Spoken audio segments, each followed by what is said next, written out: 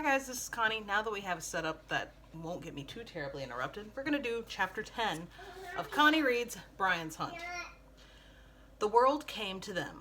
Not at first. At first there was a time Brian did not like to think about or remember, but he knew he would have in his mind for the rest of his life. She had been virtually unconscious when they arrived, back at the island, just at dawn. He had left her sleeping and the dog leading, always in front now, her hair down, no sign of the bear. Brian had taken the time to wrap the bodies in blankets and ponchos and pull Anne back to the cabin and use a shovel to make a shallow grave in a clear spot by the east wall and bury them next to each other. Then he had tried to clean the cabin a bit and buried the dead dogs in another shallow grave, and then gone back down to the canoe and washed in the lake repeatedly before waking her up. Before waking her up and holding her and telling her that her parents were both dead. She had guessed that something terrible had happened because they had not come looking for her, but even so, the shock was profound. She had sobbed for hours while he sat there on the bank of the lake, his bow next to him and the dog sitting a little away, holding her while she cried, feeling as helpless and awkward as he had been when the badly wounded dog showed up. Between sobs, he was relieved to learn that the other two children, Paul and Laura, were visiting relatives in Winnipeg.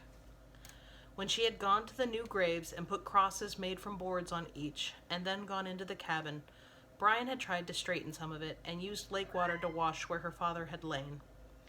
In part of the wreckage that he did not uncover, she found a shortwave radio with a transmitter.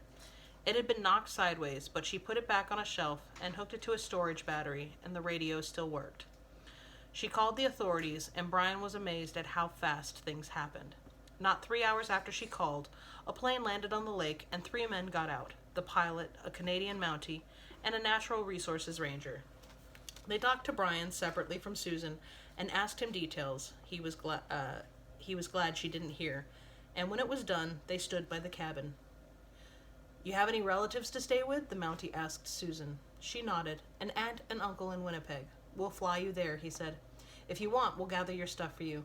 "No, I'll get it." She moved to the cabin, and the Mountie turned to Brian. "I've heard of you. You're that boy who survived the plane crash." Brian nodded. "Do you want to fly out?" Brian shook his head. "I'll stay." The Mountie studied him for a moment, then nodded. "As you wish." He turned to the natural resources ranger. "And you, are you going to kill this bear?" The ranger shook his head. "There are many bears here, perhaps scores, within 10 or 15 miles. We wouldn't know which one to kill." Brian stared at him, started to say that they had tracks. They knew the bear by his sign. They could find him, but he held his tongue. It wasn't the same for everybody, the bush. They had planes and guns and radios and GPS. But in some ways they had no knowledge because they had all the gadgets. They missed the small things because they saw too big. Brian had never seen the animal, but knew the bear immediately. How it moved, how it turned, how it thought. They could be looking right at it, and all they would see would be the weight and girth and hair color and genetic codes and biospeak, and would never really know the bear. He said nothing, but he understood that they were wrong. He knew the bear. He would find the bear.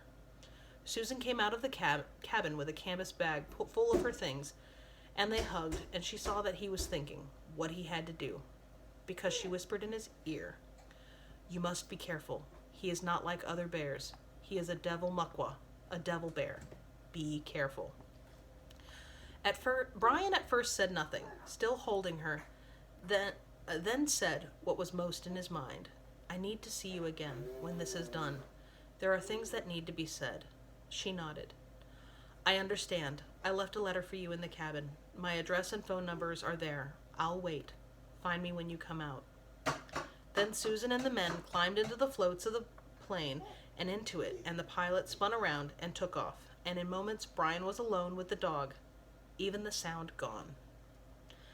Just the lake and the island and the woods. And the bear. The bear was still out there. It was not right. Not now. The bear had been wrong, had gone too far. Brian would find him, and he would kill him. it was personal. And that's the end of chapter 10. And I'm pretty sure the end of this whole thing is just called The Hunt. So that's going to come in 2 parts to you too. I am so excited. Oh, we got 3 more because there's an afterword. Nice! So excited for the end of this book. I already said it, I think, but be careful with that and enjoy, please and thank you. And I will see you for the next installment, which will be The Hunt, Part 1. Bye.